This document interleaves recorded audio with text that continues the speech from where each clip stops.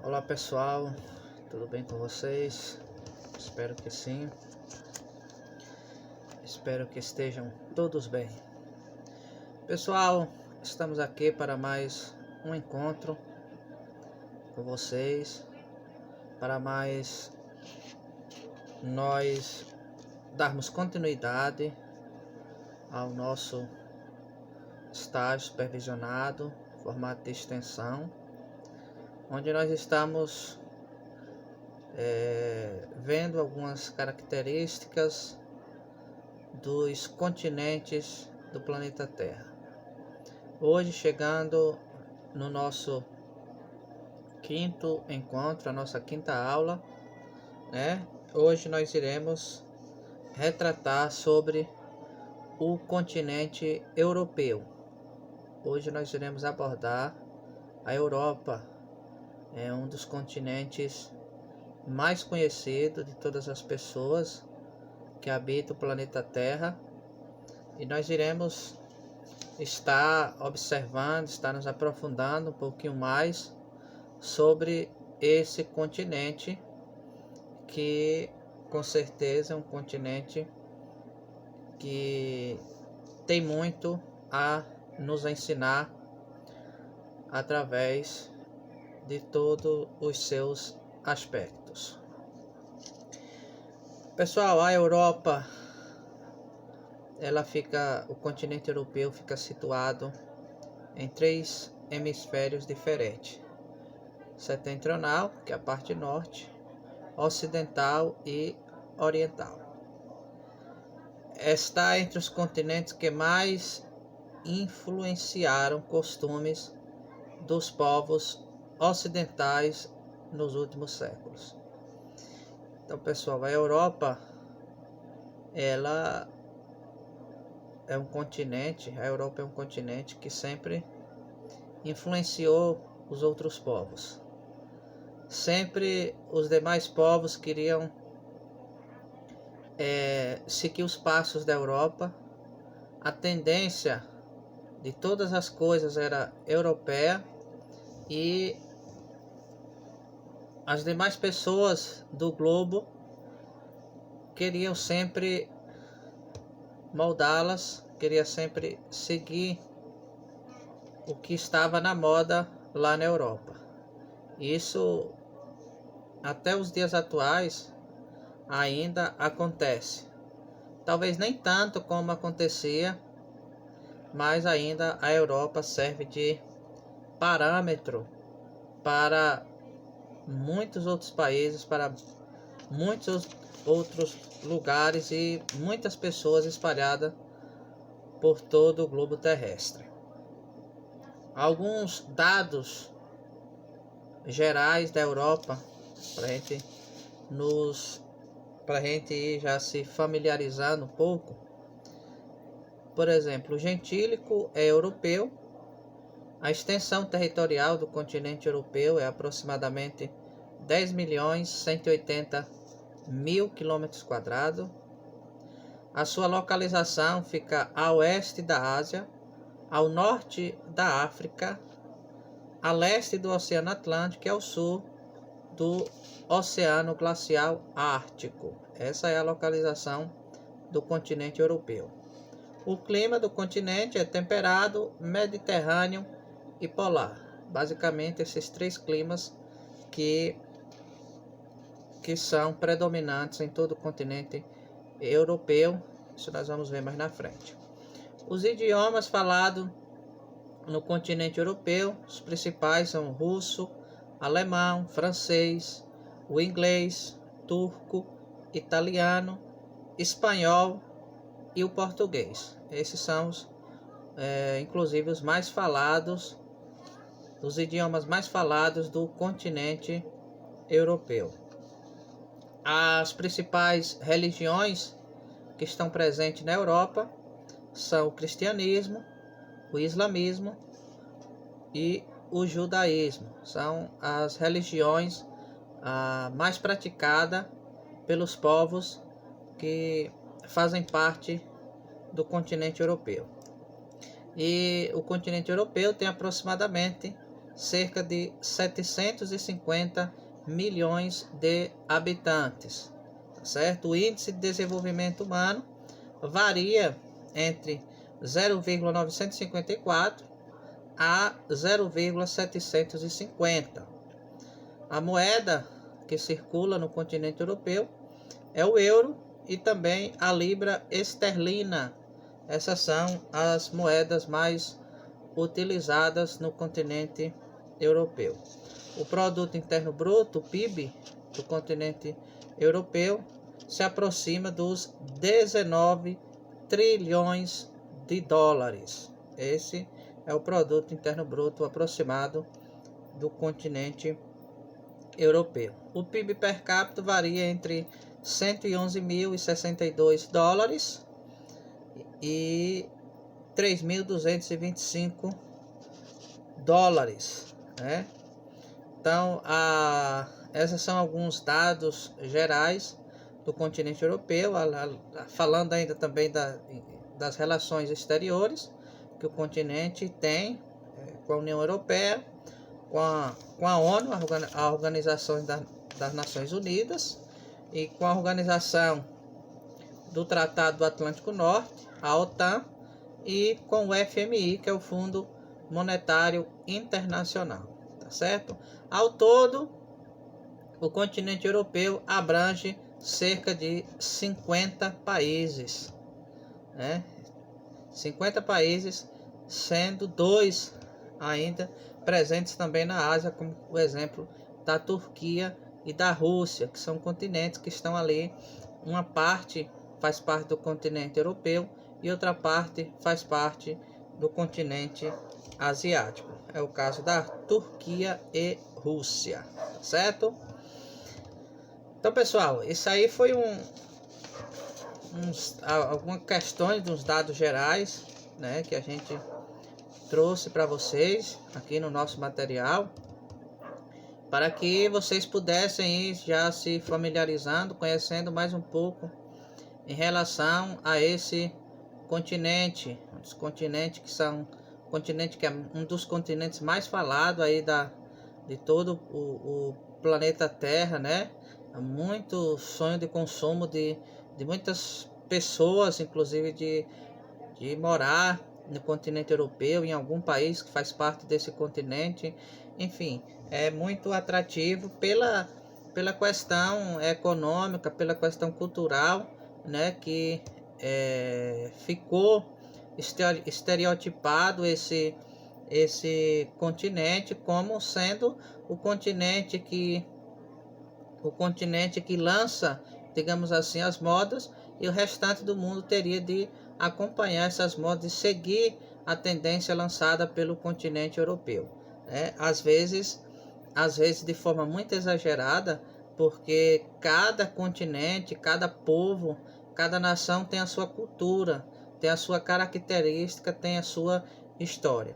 E nenhum povo, nenhum continente, nenhuma nação é melhor ou tampouco pior do que outro, né? Então, isso foi uma rotulação que se fez sobre o continente europeu, porque de lá surgiram as principais nações, as nações mais desenvolvidas do planeta Terra, né? E por isso a Europa serviu de sinônimo de modelo para o restante do mundo, certo? Então, pessoal, a gente vai dando continuidade aqui ao nosso estudo em relação ao continente europeu, tá certo? Com vocês. A Europa foi palco de vários acontecimentos históricos, né? Acontecimentos históricos bem marcantes para o Ocidente e para toda a humanidade. Por muito tempo não havia o consenso de onde terminava o continente europeu e onde iniciava o continente asiático, bem como de qual critério escolher para classificar a Europa como um continente. Esse impasse foi resolvido no século XVIII, por volta do ano 1730, quando os Montes Urais, localizados lá na Rússia, delimitaram a fronteira física entre os dois continente, ou seja, entre o continente europeu e o continente asiático. Então aí já nós vimos aqui já falando sobre esse impasse, né, que foi criado, que onde era que delimitava, onde que era o fim do continente europeu e o início do continente asiático, já que eles estão ali muito ligados, muito heterogêneo, muito homogêneo, melhor dizendo ali, esses dois continentes, né? Mas ali diz que esse impasse foi resolvido por volta do ano 1730, onde os Montes Urais, que estão ali na Rússia, ficou servindo de critério para o fim da Europa e o início do continente asiático. Contudo, bem antes disso, civilizações inteiras deixaram seus legados pelo continente, como por exemplo gregos, romanos, persas, bizantinos, povos bárbaros, entre outros, que moldaram o território e a formação populacional dos europeus. Então, vários povos ali, antes dessa designação de divisa ali territorial entre continente europeu e continente asiático, muitas civilizações já tinham ali, já tinham no interior dessas terras, já tinham deixado a sua cultura ali marcada. Povos que foram marcantes aí para toda a humanidade, como por exemplo os gregos, romanos, bizantinos, os persas e outros povos bárbaros também, né?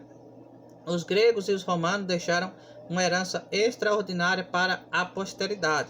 Os primeiros, no caso aqui os gregos, formularam o conceito de democracia, semelhante a que usamos atualmente, como a participação de todos os cidadãos nas decisões públicas. As cidades-estados, que possuem administração própria na comunidade grega, foram essenciais para compreendermos a vida em sociedade e as particularidades de cada região. Aí agora nós vemos uma herança deixada por esses povos que fazem parte do continente europeu.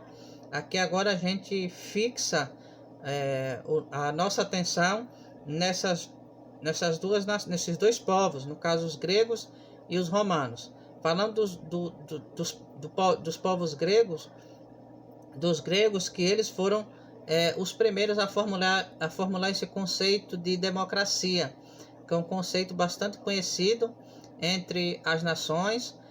Eu acredito que você que está me vendo nesse momento já ouviu falar, sabe falar alguma coisa sobre democracia, né, que nada mais é do que a participação de todas as pessoas, todos os cidadãos nas decisões públicas, né?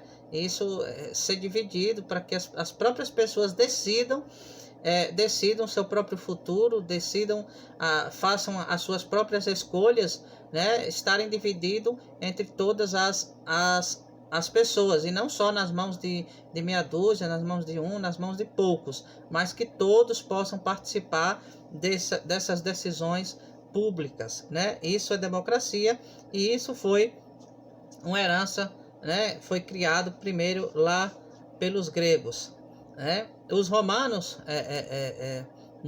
com os romanos não foram diferentes. Eles constituíram sólidas bases para o direito ocidental na fase da república, da monarquia ou mesmo do império. A história dos romanos é assim como a dos gregos, um capítulo à parte dentro da história europeia. Tamanho o significado da sua contribuição. Aí, pessoal, a gente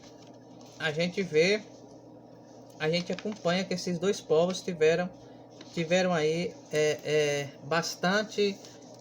deram bastante contribuição em relação à cultura, em relação a muita coisa que está presente hoje nos 4 cantos do mundo, e que os precursores, digamos assim, foram os povos gregos, as civilizações gregas e os romanos, né?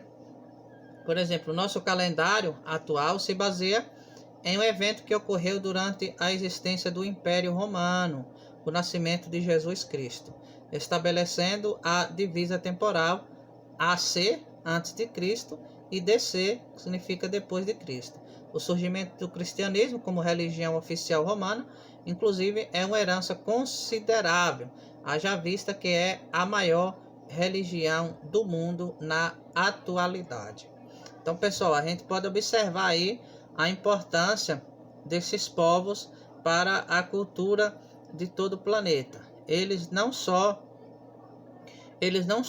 deixaram os seus legados para a posteridade, para as próximas gerações dos seus povos, mas também eles influenciaram todo o planeta, né? Eles, assim como a democracia que foi criada pelos gregos, hoje faz parte de muitas nações espalhadas pelo globo terrestre. Assim também a gente vê, por exemplo, o nosso calendário, né? O nosso calendário que se baseia, por exemplo, no evento que ocorreu durante o Império Romano. Aí já é os romanos, né? Que foi, por exemplo, o nascimento de Jesus, e o nosso calendário é baseado nesse evento particular, onde se diz antes de Cristo e depois de Cristo. Também nessa questão que envolve os romanos, aí a gente pode observar a questão religiosa, a questão do cristianismo, é a religião que tem Cristo como a sua base. O cristianismo, ele não só ficou retido lá dentro dos povos, lá dentro do domínio romano, mas o cristianismo, ele ganhou várias partes do mundo. O cristianismo hoje praticamente está presente em todo o globo, e o cristianismo hoje é a maior religião do mundo, né? Onde existe o maior número de praticantes, de seguidores, é o cristianismo. E isso teve sua origem, o cristianismo teve sua origem lá durante o Império Romano, situado, claro, no continente europeu. Então, pessoal, a gente vê aí que o continente europeu deixando muitas... mesmo aqui, a gente no Brasil, a gente foi impactado, né, por povos que viveram ali, e no continente europeu a gente foi influenciado, e o que foi feito lá até hoje faz parte das nossas vidas, falando ainda em relação ao calendário atual, qual nós somos signatários. Após a decadência do Império Romano, que isso aconteceu no século IV a.C., outros impérios emergiram na tentativa de controlar o continente, como, por exemplo, os povos bizantinos, os corolígios, até que a Europa enfrentou um processo conhecido como ruralização, dando início ao feudalismo. A Idade Média, que durou aproximadamente 1000 anos, entre o século V e o século XV, tem seu início na queda do Império Romano. Nesses mil anos que durou a Idade Média, o continente europeu vivenciou momentos de extrema religiosidade com o cristianismo e pouco desenvolvimento científico. Muitos chegam a nomear a Idade Média como Idade das Trevas, dado o baixo desenvolvimento da ciência e a alta interferência religiosa no âmbito social. Eventos como invasões árabes, as cruzadas, a peste negra e a Inquisição marcaram esse período no continente europeu. Então, pessoal, aí a gente pode observar, dando continuidade, aí a gente pode observar desenvolvimento do continente europeu. A gente vê que durante a Idade Média, que durou cerca de 1000 anos, né? Esse momento que a Europa viveu ficou também conhecido como Idade das Trevas. Isso porque chamavam assim também, porque era muito baixo, ou quase nada, o desenvolvimento da ciência, onde tudo se colocava, né, o centro como a religião, o cristianismo, né, a alta interferência da religião em todo o âmbito social, na vida das pessoas. Aí tudo se baseava na questão da religião, né? Tudo. E aconteceu também eventos particulares também, eventos singulares, como por exemplo, várias invasões dos povos árabes tentando conquistar o continente, tentando conquistar alguns povos ali do continente europeu. Aconteceu também as cruzadas, né? As cruzadas que eram guerras tidas como guerras santas, onde exército da própria igreja que iam em busca da conquista de terras, de mais espaço. Por exemplo, aí veio também na questão das doenças a peste negra, que também a peste negra fez várias vítimas. A questão da Inquisição também, nessa parte, aí entrando a parte também religiosa, a Inquisição, que as pessoas que não seguissem a religião da época, as pessoas que não obedecessem o que os líderes religiosos, no caso o cristianismo, naquela época, os que não obedecessem eram queimados nas fogueiras, né? Muitos foram acusados também de serem bruxas. Naquela época, muitos foram queimados na fogueira, na chamada Inquisição. Então, vários eventos como esse que a gente descreveu aqui aconteceram durante toda a Idade Média lá no continente europeu. Realmente foi 1000 anos e aconteceram muitas coisas, né? Muitas coisas, principalmente ali ainda agarrado na questão religiosa. Já no século XV, inovações tecnológicas, como por exemplo a imprensa de Gutenberg e instrumentos cartográficos, começaram a ampliar o acesso ao conhecimento e a resgatar os valores artísticos e científicos dos gregos e também dos romanos. O Renascimento, principalmente, como ficou conhecido esse período, contribuiu significativamente para a cultura e a ciência ocidental. Artistas como Leonardo da Vinci, Michelangelo, Rafael de Sanzio, Donatello, Sandro Botticelli são referências consideráveis. Aí a partir do século XV, no continente europeu, já começa a brilhar, por exemplo, a luz do chamado Renascimento, que foi aí onde começou na questão das inovações tecnológicas. O continente começou a esboçar as suas primeiras pegadas para o seu desenvolvimento, tecnológico. Algumas inovações começaram a surgir. O Renascimento na questão das artes começou principalmente na questão dos povos gregos e romanos.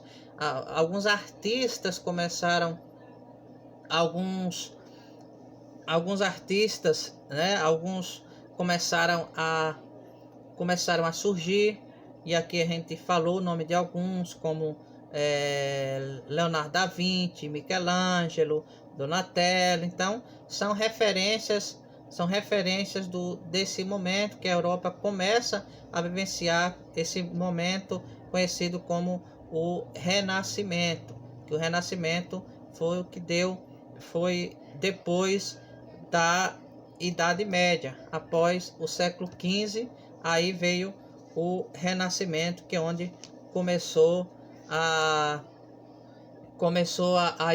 florir, digamos assim, as inovações tecnológicas no continente europeu. Aí, pessoal, devido às inovações científicas, os europeus questionaram a excessiva cristandade nos hábitos cotidianos, buscando inclusive promover mudanças na forma como enxergava o mundo. Uma onda de reformas. Então, pessoal, como a gente ia falando aqui com vocês, a gente ia falando sobre na questão do avanço das inovações científicas lá no continente europeu, e depois disso, né, depois desses dos europeus começarem a fazer esse questionamento, surgiu uma onda de reformas religiosas, assolou verdadeiramente o continente europeu, momento conhecido esse como a Reforma Protestante. O questionamento foi tão intenso que novas religiões surgiram, como por exemplo o calvinismo, o protestantismo e o anglicanismo. Aí a gente vê que havia um domínio do catolicismo, né, na questão da religião, e em tudo se colocava a questão religiosa. E após esses avanços científicos, tecnológicos, que a Europa começou a vivenciar, aí as pessoas começaram a questionar essa cristandade, justamente em todos os hábitos, do seu dia a dia, né? E aí muitas pessoas não concordando com aquele modo, aí surgiram várias reformas, né? Inclusive a mais conhecida, a Reforma Protestante, né? E aí, através da Reforma Protestante, surgiram várias outras religiões, como por exemplo o anglicanismo, né? Demos o exemplo aqui do calvinismo, anglicanismo e o protestantismo, que são religiões aí que se espalharam também pelo mundo e até na atualidade ainda estão presentes, né? Aí, pessoal, a gente vai falar agora das grandes navegações que surgiram, inclusive nessa época, as grandes navegações das nações que faziam parte do continente europeu. Esse momento em que os europeus decidiram buscar novos territórios e inclusive buscando expandir seus domínios, principalmente na América, na África e na Ásia, né? Essas grandes navegações das nações que partiram ali do continente europeu saíram em busca de conquistar esses novos territórios, né? Tendo como alvos principais ali a América, África e a Ásia, que foram onde houve várias navegações destinadas a essas áreas. Então, inaugurando assim uma nova etapa na história mundial. Etapa essa conhecida como colonização, né? Que foi depois das grandes navegações que aí os países que faziam, as nações que faziam parte do continente europeu começaram a essas grandes navegações e a conquistar novos territórios nessas outras áreas do globo, como por exemplo a América, a África e a Ásia, como já citados aqui, e começaram aí a colonizar aqueles povos que eles iam conquistando, né, os territórios. Evidentemente que esses territórios onde os europeus chegavam não eram territórios vazios, mas já existiam ali as suas populações originárias, e os europeus começavam a colonizar essas terras, a colonizar esses povos para o seu proveito. As importantes revoluções aconteceram também na Europa, como por exemplo a Revolução Inglesa, a Revolução Francesa. Isso aconteceu nos séculos 17 e no século 18. Elas contribuíram para alterar a forma de governo na época, descentralizando o poder dos reis para um parlamento ou para a burguesia. aí houve já essas revoluções, aí o povo já, porque até então o controle de tudo na Europa era ali nas mãos dos reis, né? E ali, através dessas revoluções, para citar aqui as mais importantes do continente europeu, a Revolução Inglesa e a Revolução Francesa, elas vieram para tentar, digamos assim, distribuir, distribuir esse poder nas mãos de outros, para que não fosse só os reis que ficassem ali responsável por esses poderes, criando assim o parlamento e também a burguesia, que foi uma classe onde muito tempo foi dominante, né? E por isso essas revoluções serviram basicamente para que isso acontecesse. Além dessas, as primeiras revoluções industriais transformaram o modo como produzimos as coisas. Elas mudaram a paisagem europeia com poluições e o surgimento de cidades e alteraram as relações trabalhistas.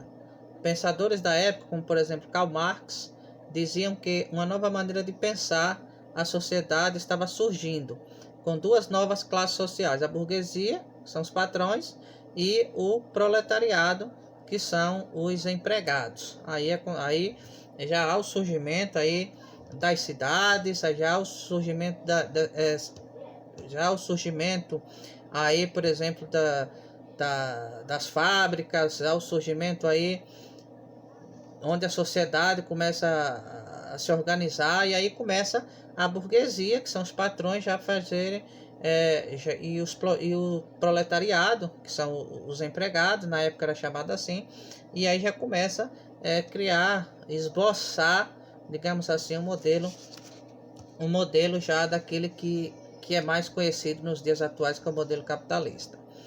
No final do século XIX, europeus partiram novamente para outra onda de expansão e conquistas, em busca de matérias-primas para suas indústrias. Aí foi a época do imperialismo ou neocolonialismo, como é conhecido. Essa época acirrou as disputas territoriais dos governos europeus, explorou os continentes africanos e asiáticos principalmente, e foi um dos motivos diretos para as duas grandes guerras que o mundo já viu, que aconteceram no século XX, que foi a Primeira Guerra Mundial e a Segunda Guerra Mundial. Aí essa parte da história, principalmente do continente europeu, né, é uma parte bem bélica, é uma parte bem sangrenta, digamos assim, onde muitas vidas se perderam, né, porque foi no final do século XIX, os europeus, os países, começaram a buscar mais matéria-prima para cada vez mais ver as suas indústrias se desenvolverem, que as suas indústrias pudessem fabricar cada vez mais. E aí houve, evidentemente, muitas disputas entre nações, acirrou também disputas por territórios, né? E foram onde os europeus exploraram grandemente os continentes, principalmente os continentes africanos e o continente asiático, e esses foi só uma bola de neve, e foi cada vez mais crescendo esse acirramento entre essas nações, e cada vez mais as nações querendo mais, querendo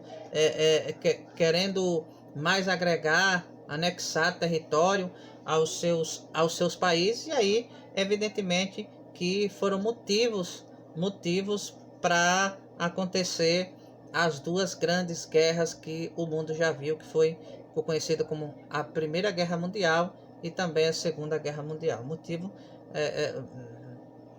geralmente foi essa questão da disputa por interesse, da disputa por territórios, da disputa por poder, né? Aí, pessoal, a gente vê que são cerca de 50 países que compõem ali o continente europeu. São países aí, alguns conhecidíssimos de toda a população mundial, outros nem tão conhecidos também, né?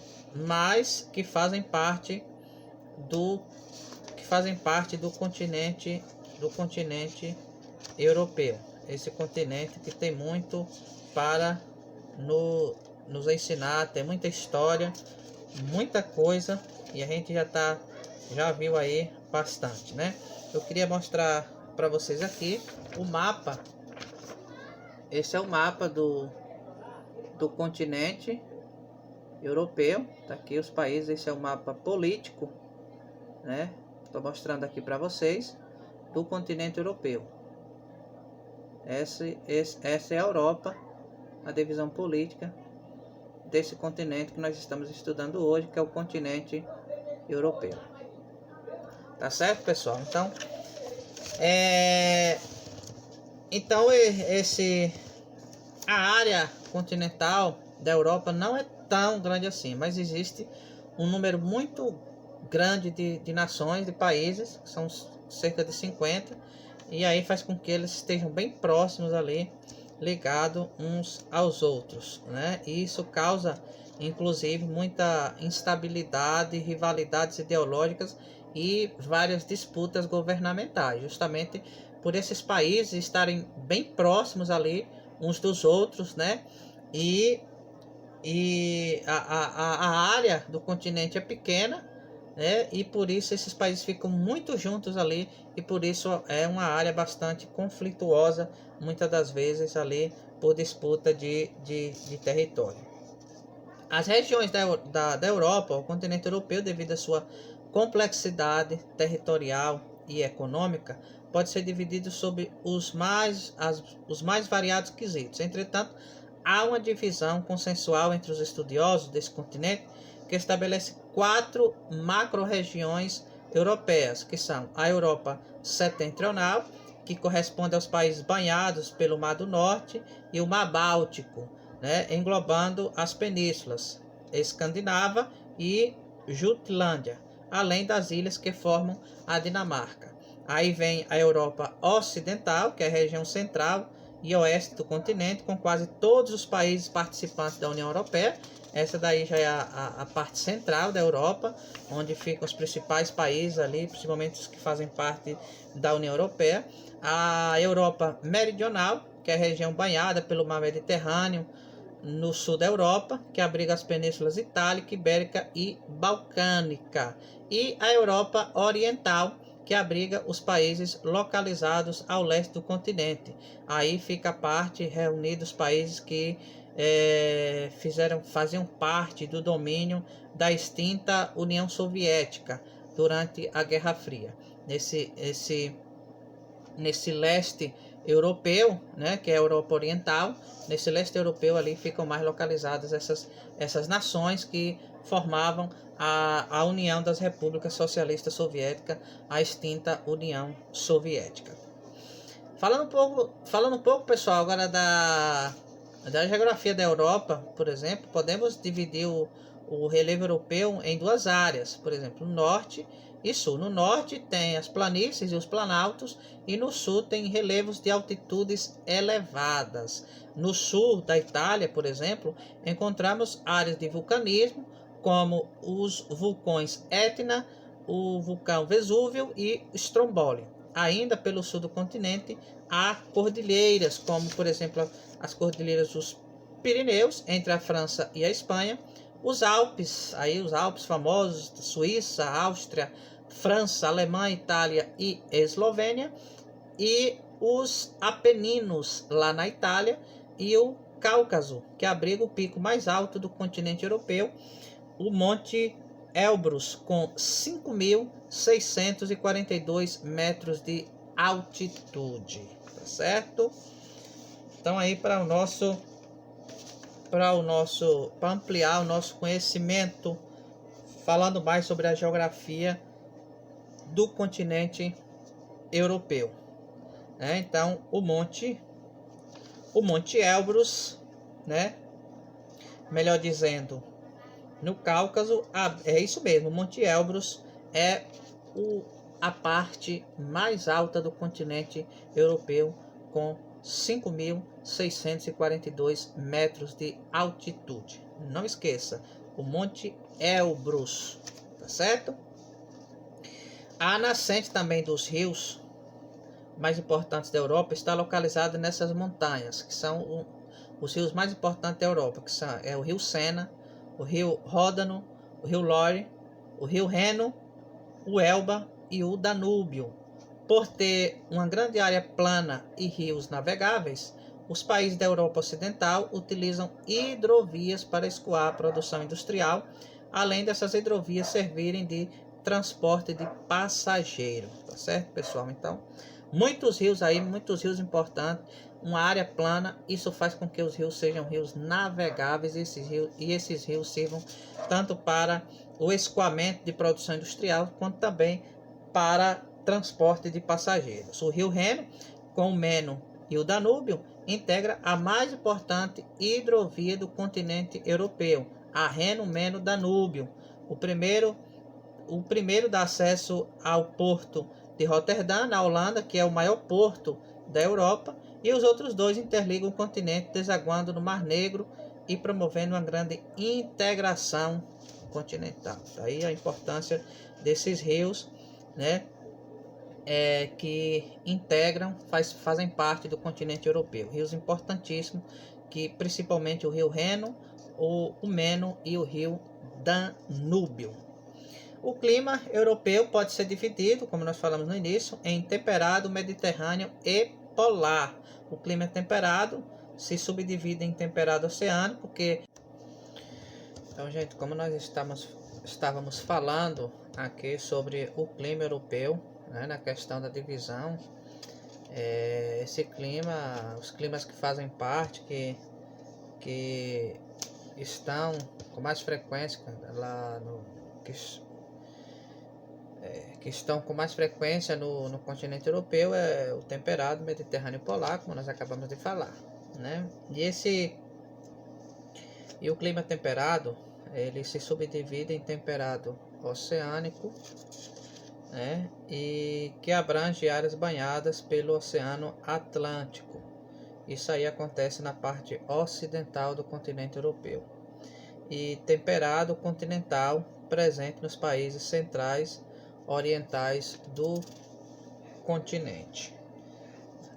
E falando sobre agora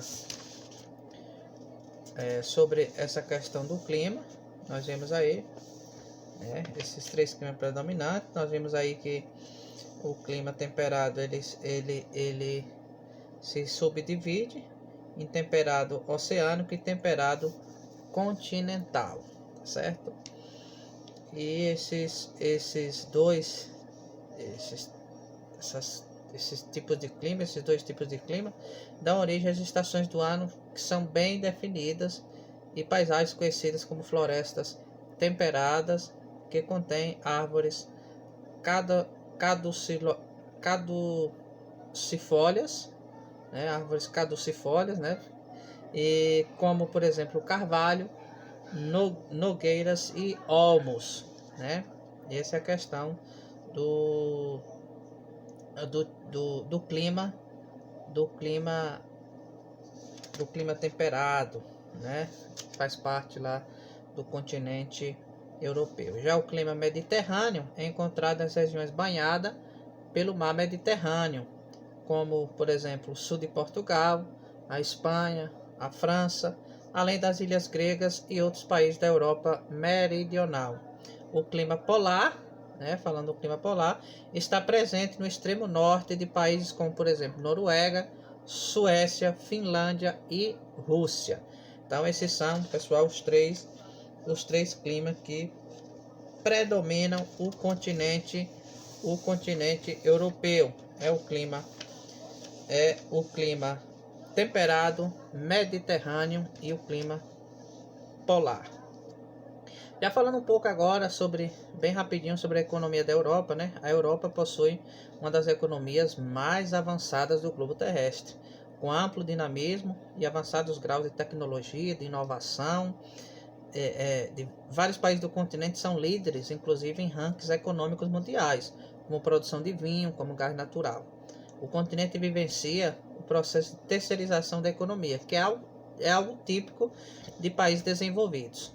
Esse processo consiste no predomínio do setor terciário nas atividades econômicas, sendo relacionado com a desindustrialização das áreas urbanas europeias. Aí essa questão aqui, porque geralmente antes a parte mais que se industrializava era o centro das cidades, mas agora nesse aspecto aqui está desindustrializando, inclusive áreas urbanas, né, para que as áreas se distribuam mais nas regiões nas áreas das cidades, né, com vários países, inclusive sendo preferência de turistas do mundo todo.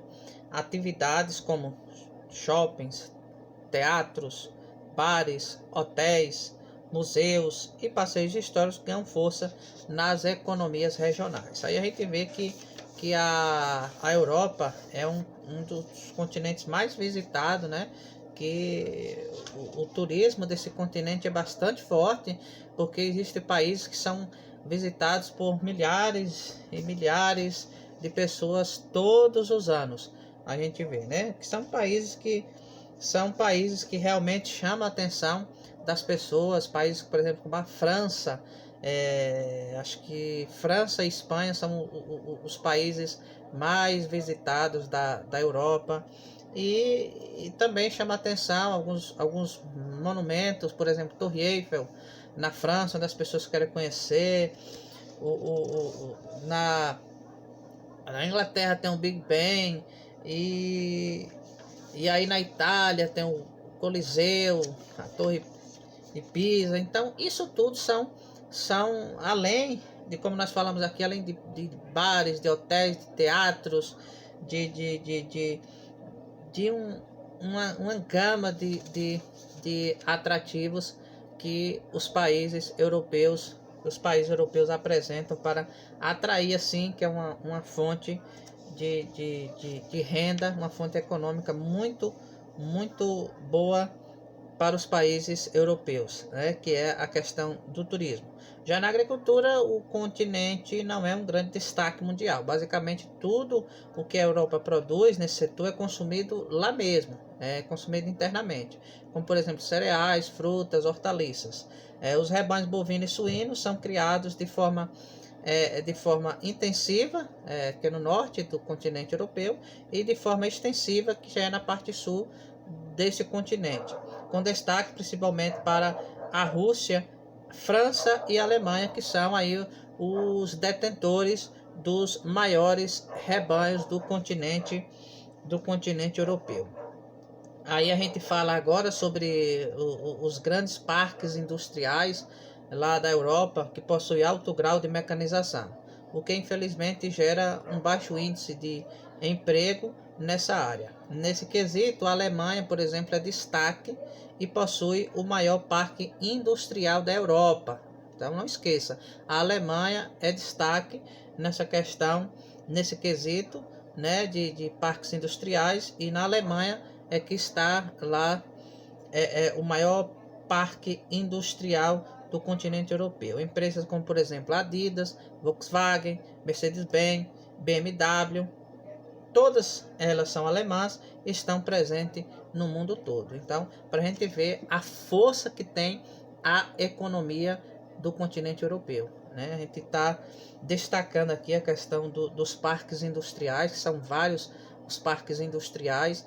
Esses parques industriais possuem um grau muito grande de industrialização, de mecanização também. Isso tira o emprego de muitas pessoas, porque geralmente essa parte de mecanização é feita por robótica, né? Pela parte da robótica, é toda industrial, é toda mecanizada, e aí a gente vê marcas que são europeias, que são de países europeus, como a gente deu o exemplo aqui né? E que hoje estão espalhadas pelo mundo inteiro. Isso é a força da economia, a força da marca do continente europeu, desses parques industriais, né, que estão lá inseridos na Europa.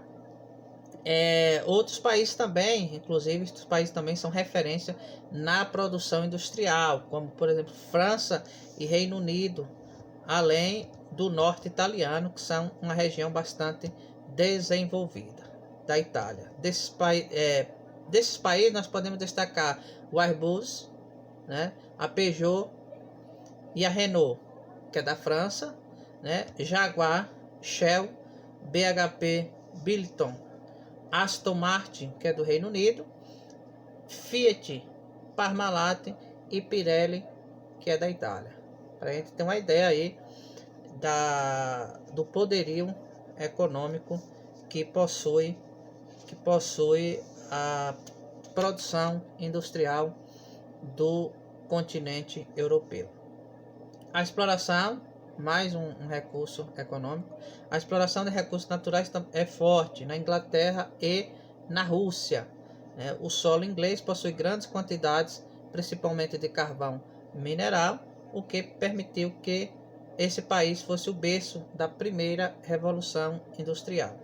Já em solo russo podemos encontrar significativas jazidas de gás natural e petróleo, o que torna a Rússia grande expoente desses produtos na economia mundial, sendo a maior produtora de gás natural do planeta.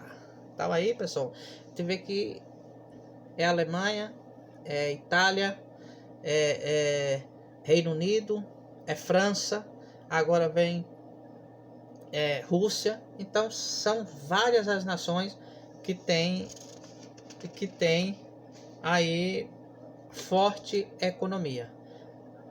Algumas são referência na produção industrial, outras em parques industriais, mecanização, e esses agora que nós acabamos de falar são nações, principalmente aqui dando ênfase para a Inglaterra e a Rússia. A Inglaterra, que possui grande quantidade de carvão mineral, né, no seu solo, e a Rússia na questão de ter uma grande reserva de petróleo e de gás natural, o que faz da Rússia a maior produtora de gás, o país maior produtor de gás natural do planeta. Então vejam que a Europa é bastante tem uma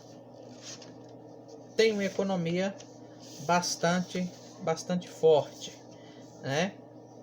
Já a população da Europa é aproximadamente 750 milhões de habitantes. Em 2020, a Europa possui uma das menores taxas de natalidade e fecundidade do mundo, em especial nos países da Europa Ocidental. Vários países enfrentam crises demográficas, como por exemplo Portugal, Itália, Alemanha. Essas crises fazem referência a um baixo crescimento vegetativo e ao progressivo envelhecimento populacional, o que leva a uma diminuição da mão de obra e um aumento com gastos previdenciários. Então, falando agora de população dos países que fazem parte do continente europeu, nós vemos aí que aproximadamente 750 milhões de habitantes no continente europeu, e faz desse continente.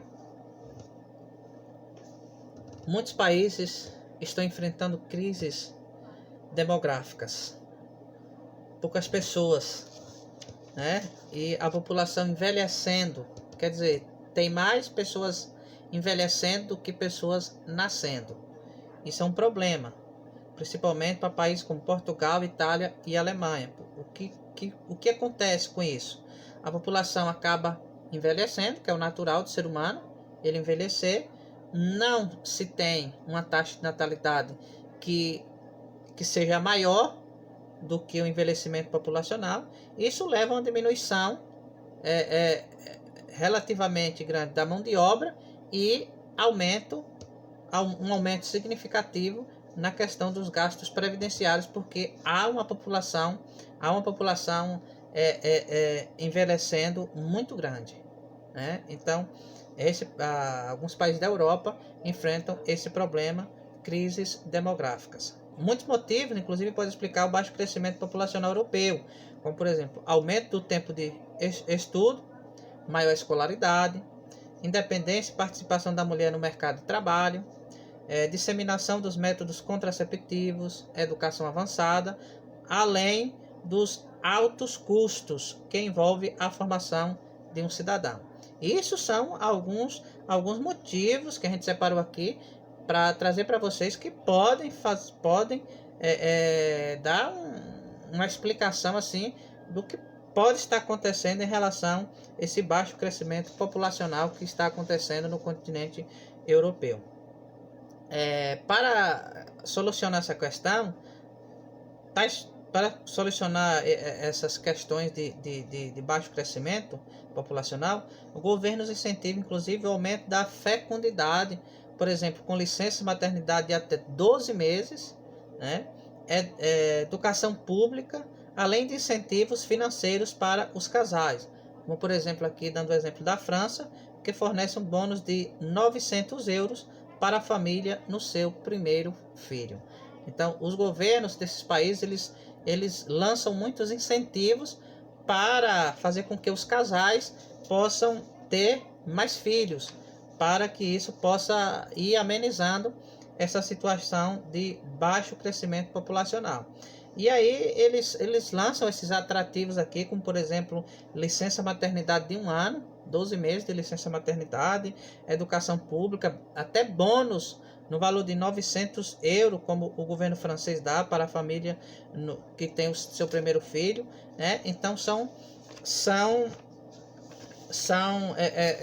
digamos assim, saídas que os governos procuram para tentar solucionar esse problema. Outra solução seria incentivar a imigração, facilitando o acesso dos imigrantes a países com baixos índices de crescimento vegetativo. Porém, essa medida esbarra na crescente xenofobia que assola o continente, né? Poderia ser uma saída, né? A questão de você incentivar a imigração, pessoas que tanto necessitam do trabalho, querem melhorar de vida, aí pudessem ir para esses países para trabalhar, para suprir essas necessidades. Mas infelizmente, né, ainda há muito preconceito, principalmente há muita xenofobia, né, que assola muito, principalmente o continente europeu, né? As pessoas de outros continentes, de outros povos que vão para lá, destacam desse problema que sofrem, né? Por ser de outra nação, por ser, quem sabe, de uma nação